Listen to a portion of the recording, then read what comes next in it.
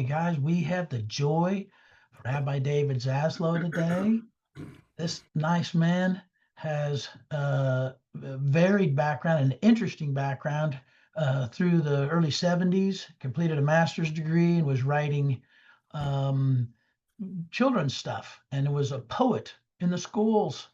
Um, in 88, he wins an American Book Award for educational material for some poetry set to music called Shaken Loose with Mother Goose.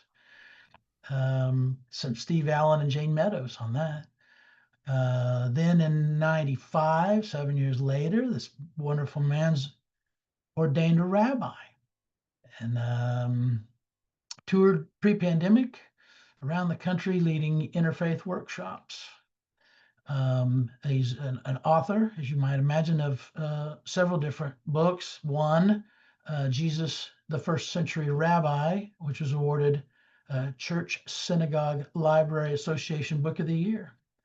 And then in 2017, Reimagining Exodus was published. And he's currently working on another book, which sounds to me like fodder for Coffee Talk. Rabbi David, what do you have for us? Thank you so much. Good morning, everybody. I love being with this group. This is my third time, I think. And I can't wait for you also to meet my wife. She'll be here, as Susan said, on November 2nd. You know, in your introductory statement about who you are as a community, it rings so true to what I'm about to share with you this morning. The whole idea of divinity, of God being inside of us. A lot of people think, well, that's kind of a modern notion. It's more of a new thought or new age notion. It really isn't. It really is quite ancient. Western religions often lose that sense of God being inside of us.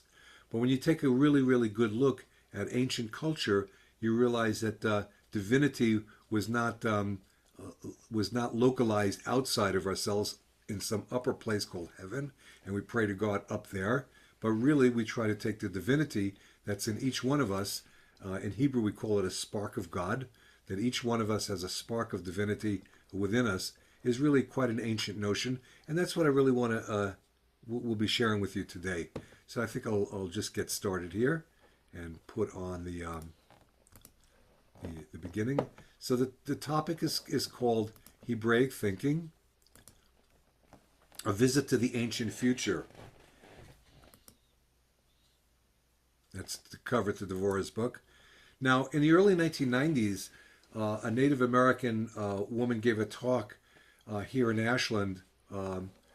She spoke about the distinction between indigenous and industrial thinking. And it occurred to me then that this was identical to the distinction between Hebraic and Greek thinking. So here are the key elements in the way our ancestors experienced existence. Now, when you go back to most indigenous cultures, I'm not talking about the great cultures of Rome and Mesopotamia and Greece.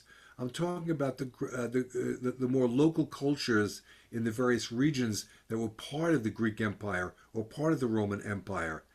That if you get to those cultures, that you realize the people in these cultures had a different way of experiencing the world than you and I do. For example, time. The past, present, and future were fluid. And the reason we know this is because in the grammar, for example, of early Russian, for example, or early Hebrew, that there were no, today we live on the past tense, present tense, and future tense, but in these cultures, Hebraic thinking is time is fluid. So just as an example, rather than saying in the beginning God created the heavens and the earth, it's not really true to the Hebrew. The Hebrew it's more true to say when God began creating. In other words, it's not created like the creation is over. There's a fluidity in the sense that when God began creating, as if the creation is still ongoing. And the same thing with space. My relationship to each of you, we have a distance between us. And yet, in ancient culture, the distance between people, between objects in nature, was seen as a much deeper sense of interconnection. There's more of a fluid sense rather than a subject-object relationship. I go out in nature, here's me, there's the mountain. I look at the mountain in ancient terms, in ancient Hebrew thinking. You get this from the songs of King David. I look at the mountain and suddenly I see myself as being part of that mountain. Now, this continues on. The relationship between singular and plural is fluid. When we listen to a word in English translated from the Hebrew, sometimes we don't get the proper tense that this was written in originally. So, for example, when Adam was created, the word Adam in Hebrew is also a plural word. So it's not just a single being, a dude named Adam who lived in Kansas City or Southern Oregon, but the Adam really meant humanity. In other words, Adam is more of a plural word. Now, if you're looking at it in terms of the story, it's a singular slash plural. In other words, the opposite relationship between singular and plural was not so important to the Hebrew thinker. They got the idea that Adam meant humanity, not just one single person. The relationship between time and space we're going to learn this morning. Relationship between masculine and feminine. This is really fascinating, right? We lose it in translation. So, for example, there are key words in Hebrew that are feminine in their nature, but are translated in the masculine, unfortunately. Like the word for soul, S-O-U-L, is a feminine word. So we are each inhabited by this feminine force, the spark of the divine, which is a feminine force. The name of God, El Shaddai, it's translated as Almighty, but the reality is that the name of God, El Shaddai, it means the nurturing one, because Shaddai comes from the word for breast. So the proper translation, you'll never see this in a King James. God is translated, El Shaddai is translated as the Almighty, but it really means the breasted one, or the feminine nurturing force of God. So you see, these things get lost in translation, but this is the way our ancestors thought. Now, one thing that's very interesting in many, many cultures is that our ancestors are not just people who've died in the past and we think of them, we look through photo albums, but in some sense they are alive. A different level of life than we may have, but they are alive and worthy of our attention and concern and care. In Hebraic thinking, the world that we live in is just one of many worlds. Angels are all around us. We lose a sense of that, unfortunately, in our culture. We're too rational for our own good. Of course, we send out cards on Valentine's Day where we have, pictures of little angels. But really, the Hebrews thought, and most indigenous cultures thought of angels or spiritual beings as being all around us. Another fascinating aspect of Hebraic thinking is this relationship between noun and verb. So we think Lord, God. We're thinking really in terms of God as being a noun. In the Hebrew, really, God is a verb. God is verbing. And you can see this. I'm going to just stop screen sharing for a moment. You see this in when Moses approaches God at the burning bush, and God says, "Go back to Egypt and tell Pharaoh to let my people go." Moses says, "Who shall I say sent me?" Right? And God says, "Ehiyeh asher ehiyeh." I will be what I will be. Right? He doesn't say, "Tell him the Lord sent me," but tell him this verb name, "I will be sent." I will be Ehiyeh asher ehiyeh. I will be what I will be. Don't box me in. Don't make me into a noun.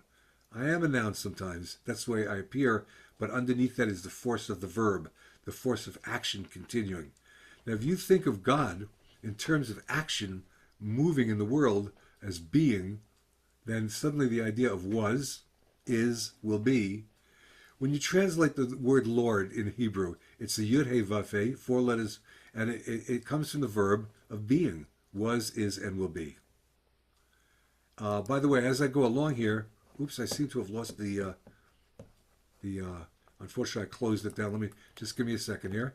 If you have questions as we're going along, we're a small group today, and I'm really glad to entertain questions as we move along rather than just waiting for the end. So please, you don't even have to raise your hand, but just interrupt me and please ask for clarification. Okay, here we go. Okay. Pardon that, I closed it down by accident here. There's an interesting notion called pantheism. Pantheism means everything is God. Panentheism means God is in everything. And that's why I loved your opening statement that you read about your wonderful group, is that God is not only in you, but God is in everything. God is in every rock, in every cloud, in every raindrop. And that's called panentheism. Modern Judaism, modern Christianity, modern Islam, unfortunately, have lost that essential sense of panen, that God is within. Thinkers today in New Thought world, certainly in the denomination of Judaism that I'm part of, see God as everything is really crucial for our understanding of our relationship to the world around us, nature, as well as the Creator. And this leads us to the idea of the Creator, the creating, and the created are seen as a singularity. It's not like God is the Creator, and then we can look at what's being created, and then we look at each other and we go, we are the ones who are created. But it's a singularity. It's all one. Uncertainty is embedded in the journey. We're all raised, we want certainty. We want certainty in our answers. But sometimes we know in life, the older we get to, there's so much uncertainty in our lives. And somehow this seems to be embedded in the DNA of existence. Hebrew words have multiple meanings, indicating a unity between opposites or contradictory meanings. We'll get to that in a moment. Opposites are complementary. The Torah is us. The stories are lived and relived in our own lives today. When you're reading the Bible in Hebrew, you don't have a sense that these stories were ancient. You have a story that they occurred in ancient times, but that they're reoccurring over and over and over again in every one of us in our lives. And that leads us to the last two aspects of Hebraic thinking.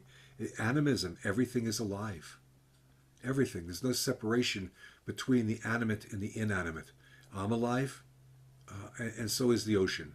I'm alive, and so are the hills. Metaphor is a primary portal to reality, is another important aspect of what we're going to be journeying through today.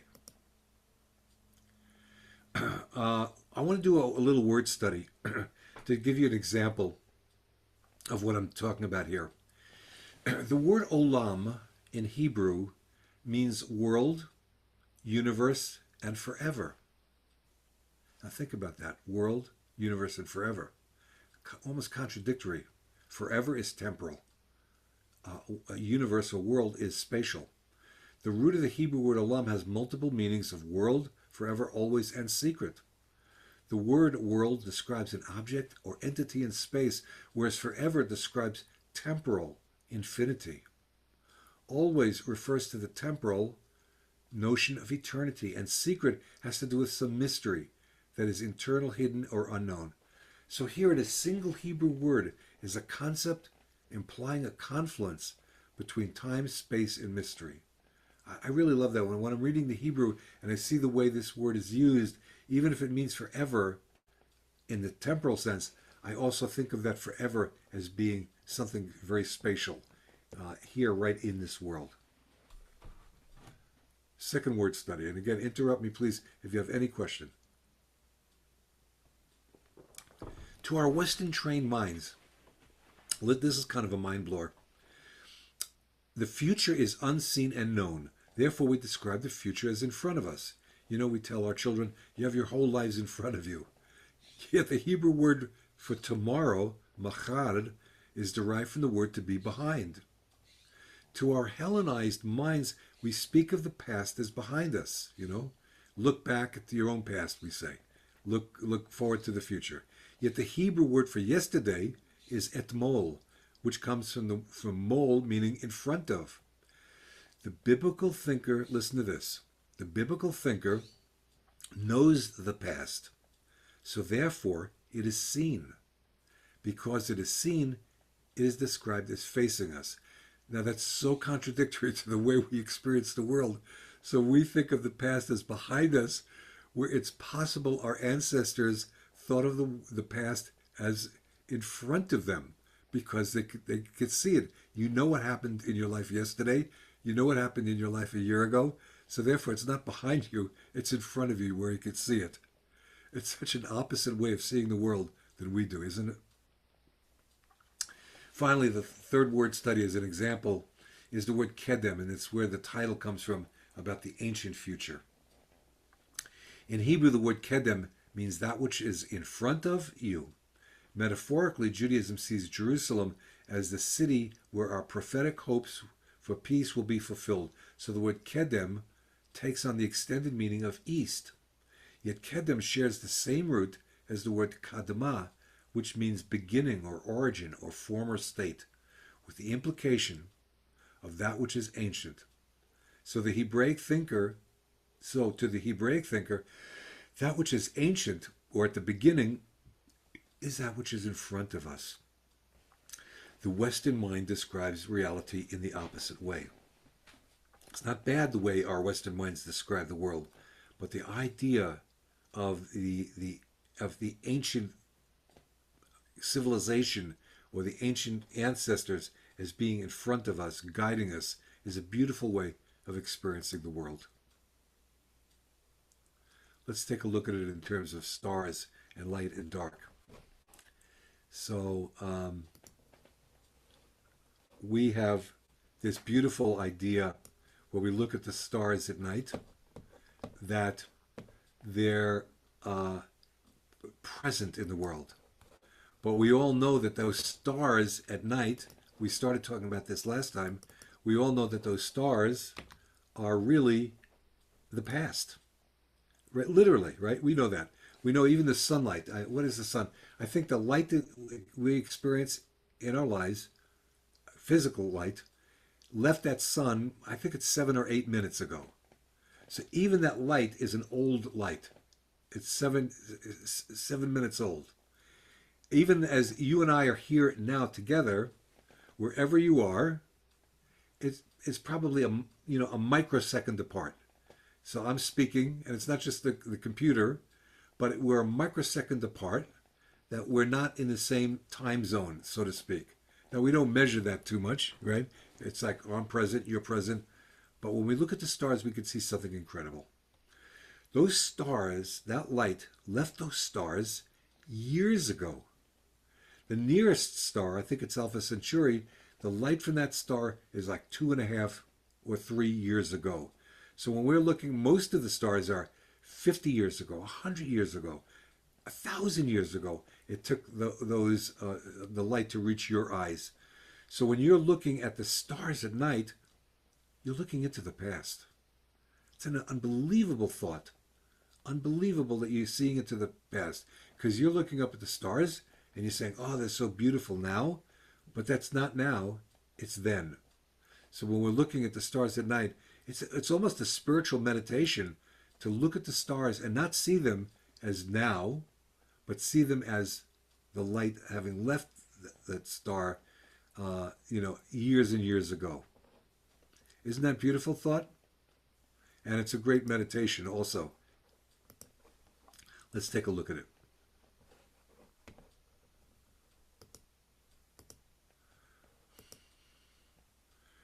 So, in one of our commentaries, it says, it is not through the white of our eyes that one sees, but through the black. The Holy One, blessed be He, gave us this notion and says, if I create light for you out of the darkness, what need have I for your light? In the biblical sense, light and dark are interconnected together. It's not opposite. It's not dark is bad and light is good. Light, in fact, obscures our ability to see great distances.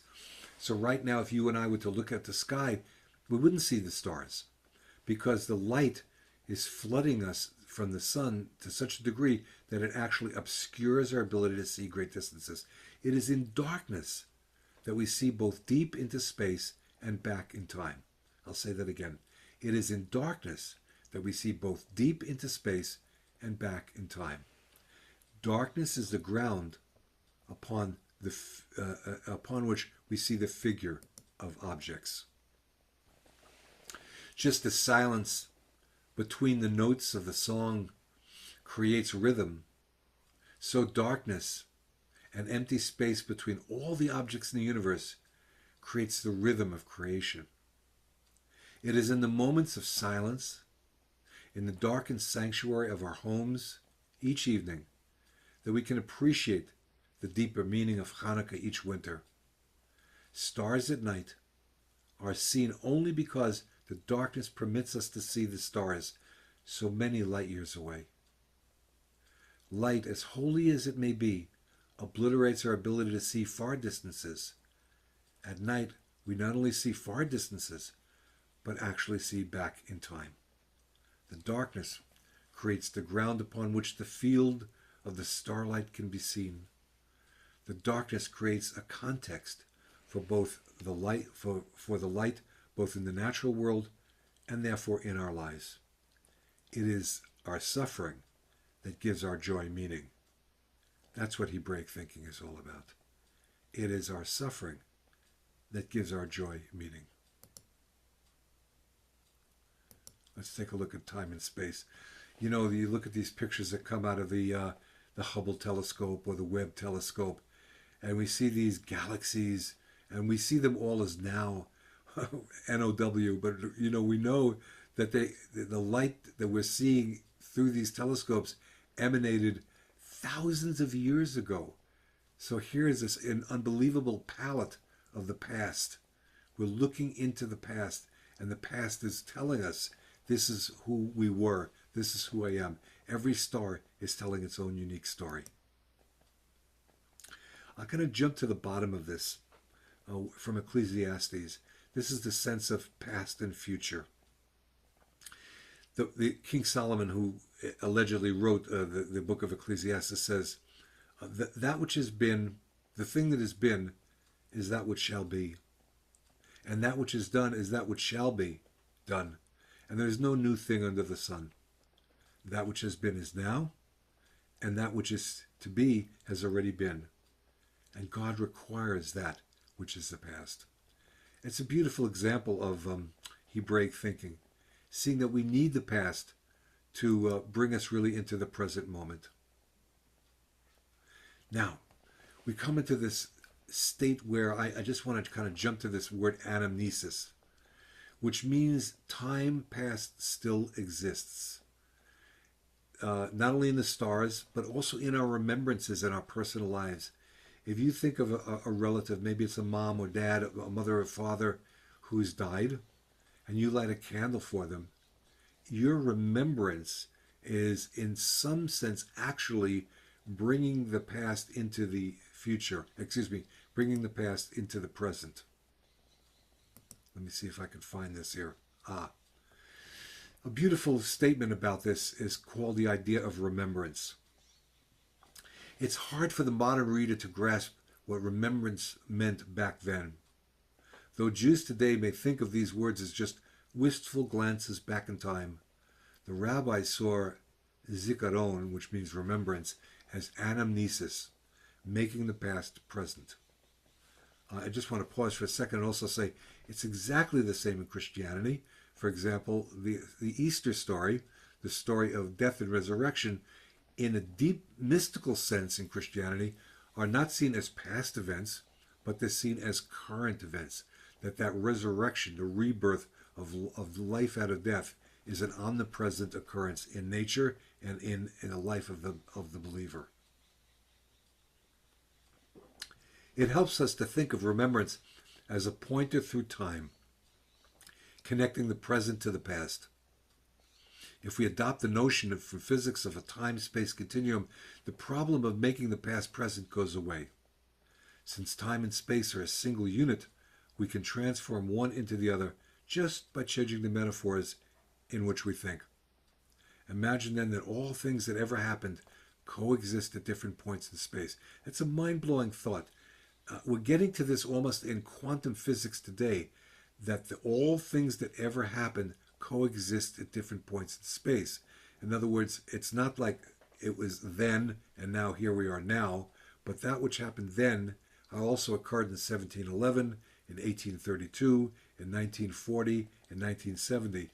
Everything that occurred in the form of light is constantly occurring at the same time. I wrote this sort of a poem. It has to do with the idea of Chronos and Kairos. I retired in the early July from my work as a congregational rabbi. It's like I've gone from Chronos, the chronological sense of time, to Kairos, a whole different sense of time. So Chronos, father time, tick-tock time, set the alarm time, time to get up time. What time is it time? Lunchtime, 5-minute break time, gotta plan stuff time, put it in my calendar time, work week time, making a living time, gotta get it done time, move your tuchus time, do time, right? Chronos, chronological sense. Kairos, this is where I'm aiming to be in my retirement. The right moment kind of time. This is what it's all been leading to time.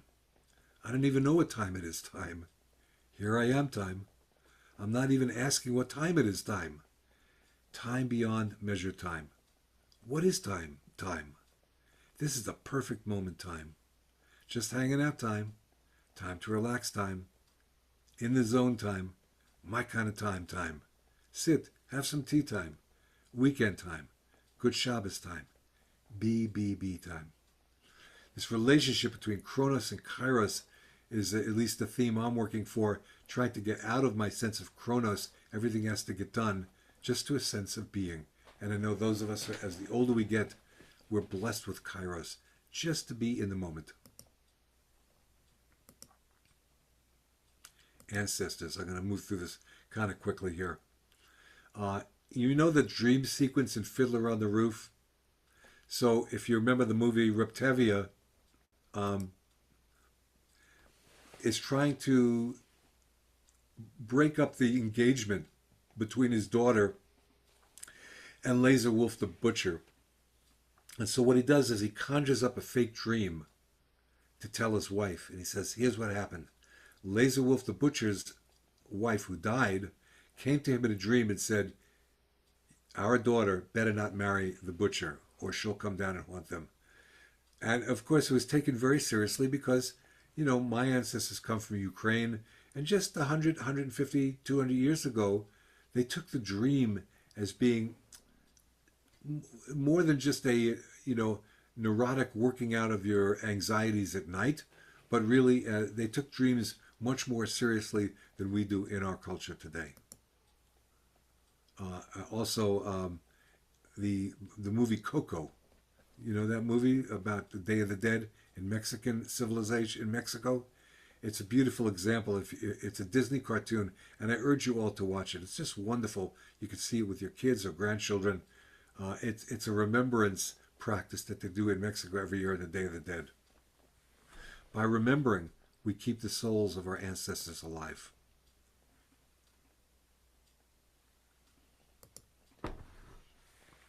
Now, ambiguity. In Genesis 32, when you study the story of Jacob and Esau, you have no idea who Jacob is wrestling. Is he wrestling with Esau, his twin?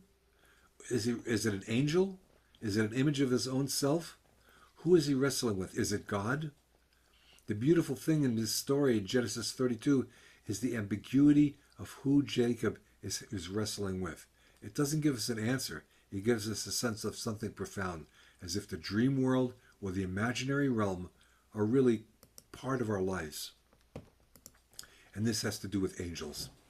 And since we're moving towards our 30-minute mark, I thought this would be a great moment to share with you this song.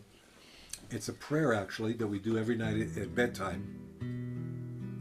I'll just do it in English, but I invite you to join me. And as a meditation, to imagine Michael, the angel Michael, at your right side, and Gabriel at your left side. Now, Michael means kindness, or who is like God. And the angel Gabriel means the power of God. So it's like gentleness on your right side, power on your left side. And before you is Uriel, the angel of light. And behind you, Raphael, the angel of healing. So you have right side is Michael, kindness. Gabriel, power on your left side. Oriel, the angel of light, in front of you, and behind you, Raphael, healing any mistakes that you've made in the past. And above your head, Shekhinah, the feminine name of God. In the name of Adonai, God of Israel, at my right hand, Michael, at my left hand, Gabriel.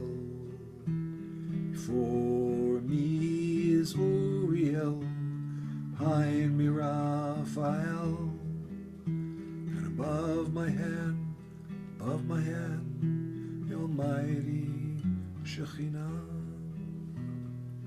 So here's the meditation. If you just take a moment, take a nice clearing breath, keep your eyes open or closed. And just imagine the whole right side of your body as being infused with kindness, gentleness. The right hand that most of us wave to each other with, that we shake each other's hands with the right hand. Gentleness, kindness. Now envision on your left side, at your left hand, the angel Gabriel, the force of strength and clarity when you need to be powerful in your life. So you've got kindness on your right side, power on your left. The question is, where are you going with this? And that's where the angel of Uriel, this force that we call Uriel, is in front of you.